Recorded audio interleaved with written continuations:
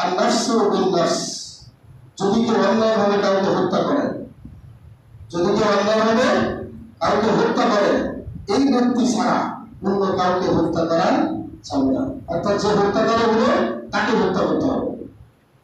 আরেকজন ব্যক্তি হলো অস্থায়ী জানি, বয়স্ক বিধবা নর এবং নারী যারা জেলায় লিপ্ত হয়েছে, পরকীয়ায় লিপ্ত হয়েছে, অশ্লীল কাজে লিপ্ত হয়েছে, এদেরকে হত্যা করতে হবে।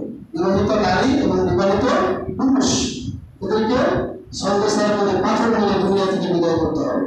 আজকাল দুঃখজনক সত্য, অসংখ্য ফ্যামিলিতে এই মোবাইলের বাধকতাতে স্বামী স্ত্রী মধ্যে দ্বন্দ্ব হয়ে বিভিন্ন সময় আমরা নিউজ দেখতে পাই যে স্বামীকে হত্যা করতেছে স্ত্রী, স্ত্রীকে হত্যা করতেছে স্বামী, পরক্ষণে বের হয়ে আসতেছে অন্যদের সাথে তার সম্পর্ক। বলে নাউজুবিল্লাহ, আল্লাহ মাফ করুন। এরপরে 3 নম্বরে বিশ্ব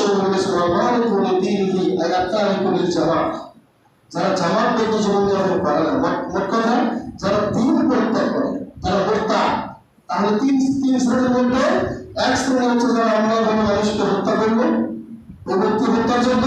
দ্বিতীয় হচ্ছে যারা বিয়ের পরে জেলায় লিপ্ত হলো।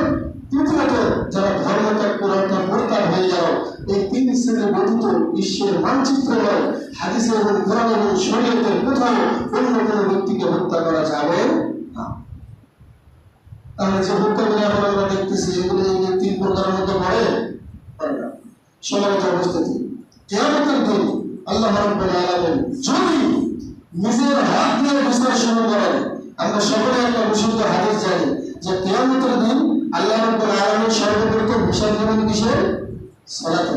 জানি না হাদিসটা, কিন্তু মুহাদ্দিসিনে কেরাম বলেছেন যে এটা আল্লাহ ভালো জানেন। অন্য হাদিসে এসেছে স্পষ্ট, আউয়ালু মা ইউকযা বাইনান নাস ইয়াউমাল কিয়ামা ফিদ-দুমা।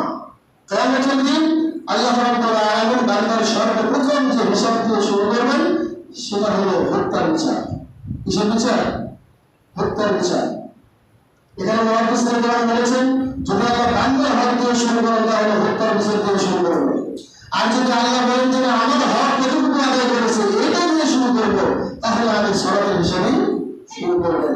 তাহলে রক্তের এই হত্যার বিচার শুরু হোক আর সালাতের বিচার শুরু হোক, বিচারটা কিয়ামতের মতো হবে।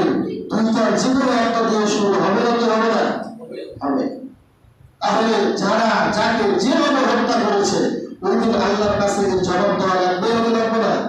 লাগবে। ওই যে হাবিল এবং কাবিল, হাবিল কি বলেছেন কাবিলকে যে ভাই আপনি আমাকে হত্যা করলে করতে পারেন, আমি আপনার দিকে হাত বাড়াবো না। কারণ কি?